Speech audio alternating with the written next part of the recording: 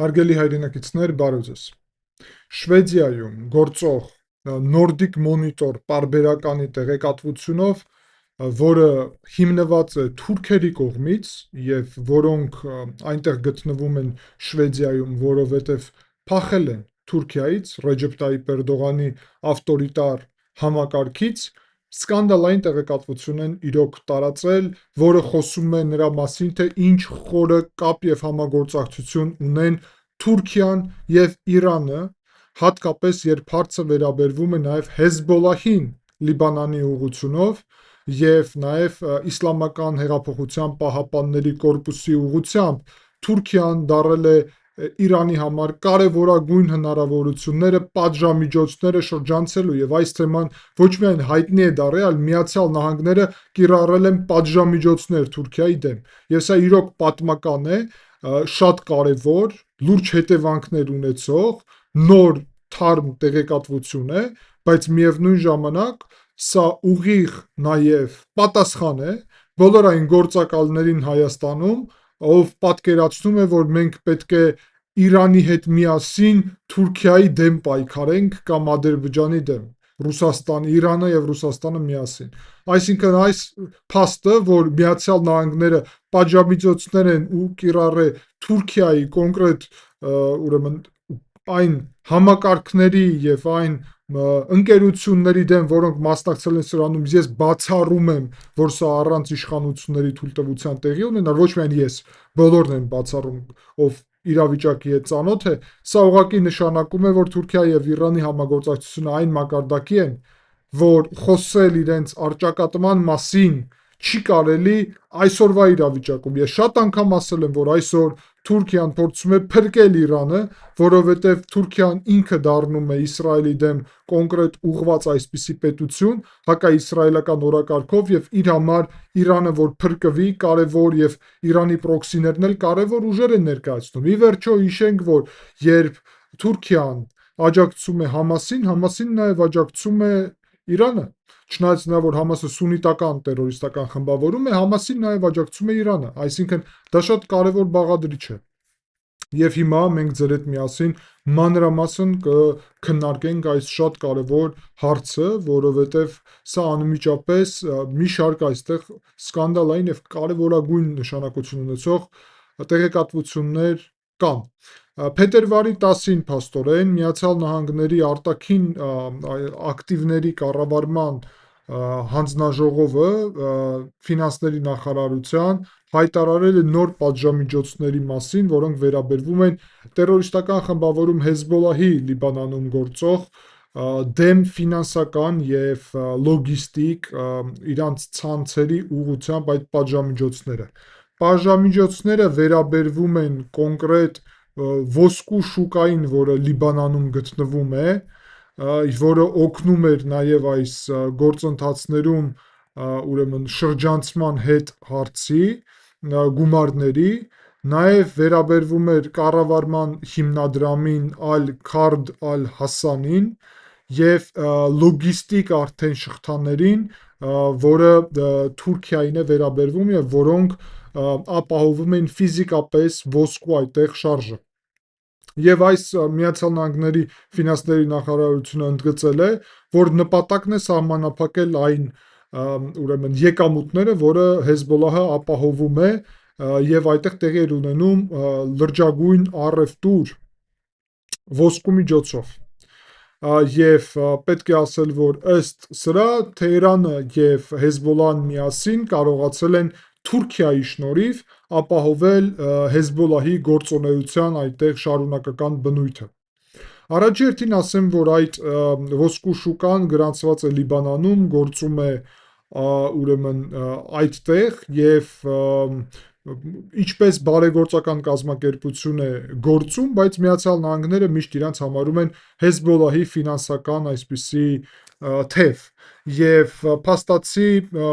բանկային համակարգի դեր է նաեւ կատարում։ Եվ հաշվի առնելով, որ 2025 թվականի սկզբից Հեզբոլահը ունեցավ լիկվիդության հետ խնդիրներ, այսինքն ֆինանսների հետ խնդիրներ, ապա ստիպված եղավ, որ սկսի առևտուրը անի գումարի փոխարեն եւ դոլարների փոխարեն ոսկու միջոցով։ եւ այդ ոսկու շուկան Լիբանանում դարել է ամենակարևոր այդպիսի կետը։ Եվ Լիբանանի այդ ոսկու շուկան գտնվում է ինչպես մայրաքաղաք Բեյրութում, այդպես էլ Բեկայի եւ Նաբաթիի շրջաններում Լիբանանի, եւ ղեկավարվում է Սամեր Հասան Ֆավազի կողմից, որը նաև ուրիշ բարձր պաշտոններ ունի եւ կապ ունի Հեզբոլլահի հետ։ Ինչու ոսկին? Որովհետեւ ոսկին փաստացի առաջերտին գինը շատ բարձր է ոսկու, միևնույն ժամանակ ոսկին շատ մեծ լիկվիդություն ունի աշխարհում, այսինքն հեշտ է գնել, հեշտ է վաճառել եւ անուն ազգանուն ոսկին չունի, բարդ է փաստացի ֆիքսել, թե որ ոսկին ում է պատկանում եւ այլն, այսինքն սա կարևորագույն այսպիսի նշանակություն ունի այդ առումով։ Պատժամիջոցների մասին հիմա կարճ ասեմ, որ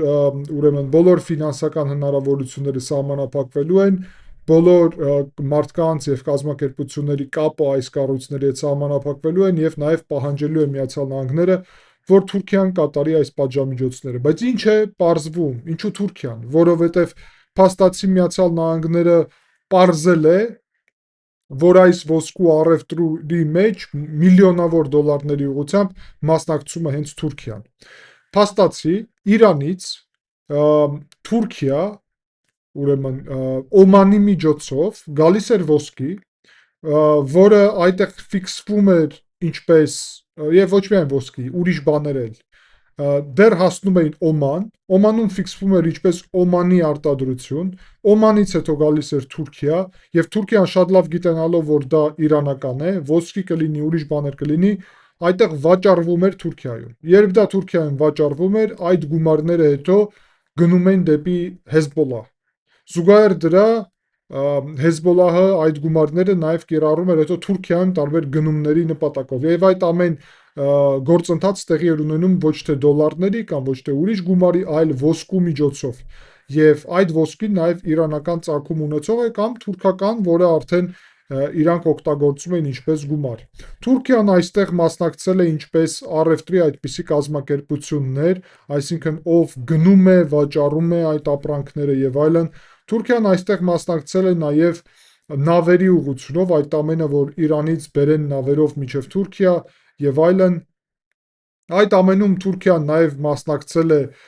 ֆիզիկական անձերի միջոցով, բայց նաև հետաքրքիր է, որ այդտեղ մասնակցում է նաև կոնկրետ ռուս խոսք է գնում մեկ ռուս քաղաքացու մասին, որը նաև Հեզբոլլահի հետ կապ ունի եւ այդտեղ առևտրի հետ է նաև կապ ունի եւ ենթադրում եմ Ռուսաստանի կառավարության հետ նաև։ Բացի դրանից այդտեղ նաև իհարկե կապ ունեն Իրանի քաղաքացիներ, Թուրքիայի քաղաքացիներ եւ նաև հենց Հեզբոլլահի ներկայացուցիչներ։ Nordic Monitor-ը բացահայտում է, որ Թուրքիան դարել է վերջի տարիների ընթացքում այսպիսի hub, լոգիստիկ hub, ուրեմն Հեզբոլլահի եւ Իրանի միջև։ Եվ որ մայիս ամսվա ընթացքում այս տարվա, անցյալ տարվա իհարկե, նկատի ունեմ, Իսրայելը ՄԱԿ-ի անվտանգության խորհուրդ էր դիմել նրա մասին, որ Թուրքիան փորձում է օգնել Իրանին եւ Լիբանանին այս կապը ապահովելու մեջ, որ Թուրքիան դարել է Հեզբոլլահի համար կարևորագույն այսպիսի կապ ամրապնդող շղթա։ Զուգահեռ դրա հարգելի այնագիտներ, մենք ձեր հետ միասին խոսում էինք նրա մասին միջև այդ, որ Թուրքիան փորձում է հիմա Լիբանանում իմ ազդեցությունը աճեցնել, Սիրիայում, Հյուսիսային Կիպրոսում, Արևելյան Միջերկրական ծովում, նաև Հունաստանի ուղղությունով կապը աճելու զուգահեռ եւ Լիբանանում փաստացի սա նաև մաս է դրա, այսինքն աշխատել Իրանի հետ միասին, որ կարողանան այդտեղ հակաիսրայելական ճակատը ձևավորել։ Բացի դրանից, Իսրայելը այդ ժամանակ նամակում նշում էր, որ Բեյրութում ուրեմն Թուրքիայից տարբեր բաներ են գալի Բեյրութ եւ առևտուր է տեղի ունենում նաեւ կոնկրետ քեշի միջոցով, գումարի, ոսկու, զենք եւ այլն։ Այդ թվում Իսրայելը նշում էր, որ ուրեմն կոնկրետ Բեկայի շրջանում կա իրանական զենքի մատակարարումներ, որը մեծ հավանականությամբ գալիս է Թուրքիայի միջոցով, նաև իսրայելական հետախուզությունը նշում էր, որ ուրեմն այդտեղ թունելների համակարգ է ձևավորված, որը խոցել օդից չի ստացվում, այդքան խորն են այդ թունելները այդտեղ։ Ամերիկացիք հիմա փաստացի ուրեմն պահանջում են, որ եւ դա կոնկրետ ներառված է 2026 թվականի ֆինանսական տարվա օրենքի մեջ, որ պետական դեպարտամենտը եւ պաշտպանության նախարարությունը Միացյալ Նահանգների պարզի, թե Թուրքիան եւ Իրանը ինչ համագործակցություն ունեն պատժամիջոցները շրջանցելու գործում։ Եվ նաև ուրիշ կետով այդտեղ պահանջում են պարզել, թե Թուրքիան ինչ գործունեություն է ծավալում Սիրիայում, Իրաքում եւ արդյոք Թուրքիան աջակցում է այդտեղ ահաբեկչական խմբավորումներին։ Եվ այդտեղ նաև կա կոնկրետ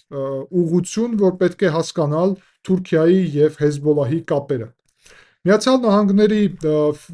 ֆինանսների նախարար Սկոտ Բեսենտը հայտարարեց, որ ուրեմն այս պատժամիջոցների նպատակն է Հեզբոլլահի հարցը լուծելը, այսինքն Հեզբոլլահի դեմ է սա ուղղված եւ նպատակ ունի, որ ահաբեկիչներին զրկի ֆինանսական հնարավորություններից։ Եվ պաշտոնական այդ տեղեկատվության մեջ նշվում են այդ բոլոր ուրեմն կազմակերպությունները, այդ թվում թուրքական։ Այս պայծրությամբ դեռ Թուրքիան որևէ հայտարարություն այս թեմայով չի արել, բայց նաև պետք է հասկանալ, որ Թուրքիան կարող է փորձի նվազեցնի այս հայտարարության կարևորությունը, իբրև որևէ բան չի եղել այս ուղղությամբ, իրականում խնդիրը շատ մեծ է, շատ լուրջ է եւ զուգահեռ դրա իհարկե մենք տեսնում ենք, որ Լիբանանի իշխանությունները նաև հաշվի են առնում Միացյալ Նահանգների այդ մոտեցումները, բայց չեն կարող տեղում կառավարել իրավիճակը, որովհետեւ իրավիճակը ներսում պետությունում մնում է շատ եւ շատ սրված։ Լիբանանում Հեզբոլլահը այդքան հզոր է, որ Լիբանանի իշխանությունները հնարավորություն չունեն Հեզբոլլահի դեմ պայքարելու։ Այսպիսով, հարգելի այնակիցներ, ակնհայտ է դառնում, որ Թուրքիան եւ Իրանը ապահովում են Լիբանանում Հեզբոլլահի գործունեությունը, Հեզբոլլահը, որը շիիտական տերորիստական խմբավորում է, միևնույն է, իրանց գլխավոր գաղափարը այն է, որ դա լինի օգտագործված Իսրայելի դեմ, եւ դա եւս մեկ ապացույց է իրականում գործնային, որ Թուրքիայի եւ Իրանի հարաբերությունները, ինչքան էլ իրանք տարբեր լինեն, իհարկե համագործակցության են ուղղված այստեղ Իսրայելի դեմ։ Տեսեք, ես նաև պետք է սա ընդգծեմ եւ դա շատ կարեւոր է, որ ես ասել եմ եւ կրկնում եմ, իմ վերլուծությունը ինձ ասում է, որ եթե իհարկե Իրանը շատ բարդ իրավիճակում հայտնվի, այսինքն տարածքային խնդիրներ ունենա, փլուզման եզրին լինի պատերազմի հետևանքով, Թուրքիան կարա այդ թուրքաբնակ տարածքները Իրանի տանի Իրան, այսինքն դա կարա տեղի ունենալ եւ դա խնդրահարույց չի։ Այսինքն, եթե Իրանը արդեն քանդվելու եզրին լինի, Թուրքիան իր շահերից կդուրս գա։ Բայց այսօր Թուրքիան իր շահերից դուրս գալու տրամաբանությունով պետք է փաստացի ասել, որ փորձում է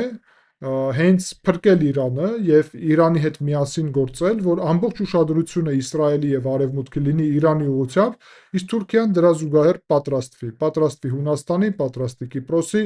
պատրաստի նաև Իսրայելի ուղղությամբ ընդհանուր առումով Սիրիայում, Լիբանանում, Արևելյան Միջերկրական ծովում, Ադրբեջան, Կենտրոնական Ասիայի ուղղությունով, այդտեղ նաև Հայաստանը շատ կարևոր է եւ ես համարում եմ, որ Իսրայելի հետ Հայաստանը կարող է ռազմավարական հարաբերությունները դարձնել հաշվի առնելով այն փաստը, որ Հայաստանի ուրեմն անկախությունը, ինքնիշխանությունը, տարածքային ամբողջականությունը Իսրայելի շահերից է բխում եւ սա կարևոր կետ է դառնում Իսրայելի անվտանգության, պետք է դառնա եւ մենք պետք է աշխատենք այդ ուղղությունով, ինչպես նաեւ Իսրայելը կարևոր կետ դառնա Հայաստանի անվտանգության, որովհետեւ նաեւ պետք է դա էլ ասեմ, որ ուրեմն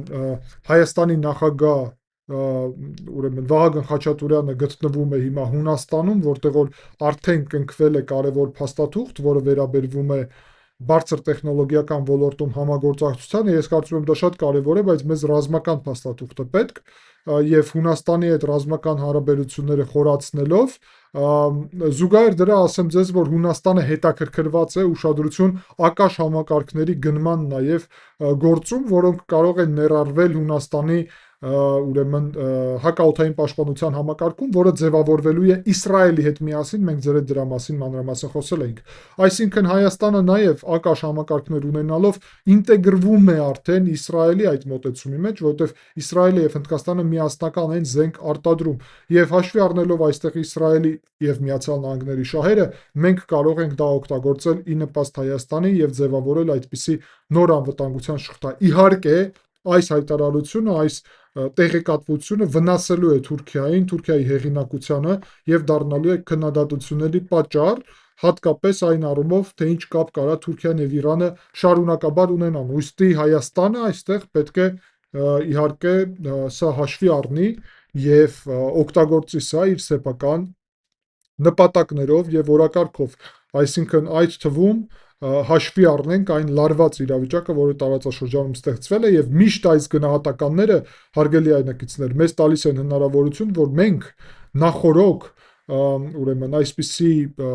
տեղեկատվությունները ունենալով, հասկանալով իրավիճակը, կարող ենք ճիշտ ժամանակին ճիշտ քայլեր անել, որի միջոցով հնարավոր է լուծել կոնկրետ հարցեր, այսինքն հնարավոր է ավելի լավ պատկեր տեսնել, թե ինչ իրավիճակ է աշխարհակահաղական եւ ինչպես կարելի է այդ իրավիճակը օգտագործել ի նպաստ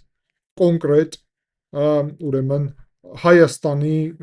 արտաքին քաղաքականության, անվտանգության եւ այլն, եւ դա շատ կարեւոր մաս է այս գործունեության, այսինքն տեղեկատվությունները հավաքել, մշակելը դա հիմքն է նրա, որ հետո ճիշտ որոշումներ կայացնես։ Եվ ուստի կարծում եմ այս տեղեկատվությունը շատ հետաքրքիր էր եւ նաեւ չեզոքացնում է, ինչպես ասացի, ներքաղաքական դաշտում հարցը։ Դա շատ կարեւոր է։ Ներքաղաքական դաշտում բոլոր այդ թեզերը, այդ օրերս մենք քննարկում ենք ձեր հետ միասին եւ ես նորից հղում եմ անում եւ հիմա այստեղ կլինի այդ վերլուծությունը, որ Անդրանիկ Թևանյանը հանրային հեռուստաընկերության եթերում խոսում էր Իրանի հետ համագործակցելու Թուրքիայի եւ Ադրբեջանի դեմ, պարզվում է, որ Անդրանիկ Թևանյանը խաբում է, որովհետեւ իրականությունը լրիվ ուրիշ է գետնի վրա եւ ես փաստերով կոնկրետ դրա մասին խոսում եմ, այլ ոչ թե ենթադրում եմ, ոչ թե հորինում եմ, ինչպես շատ ճակերտներում վերլուծաբաններ կան այդ գործակալական ռուսական ցանցից,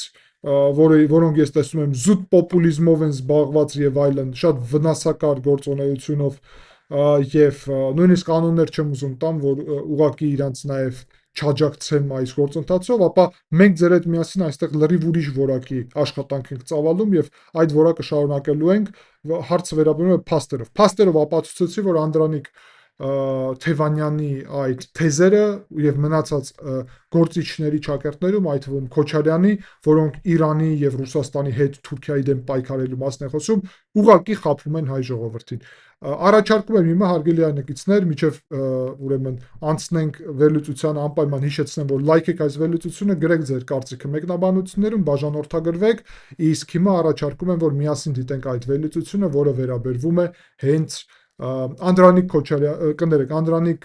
Թևանյանի այդ ուրեմն հարցազրույցին, որտեղ որ ինքը Հայաստանի հանդեպ շատ վնասակար հայտարարություններ է անում եւ Իրանի հետ միասին համագործակցելու մասին է խոսում եւ հիմա ավելի պարզ է դառնում, թե դա ինչ է նշանակում իրականում։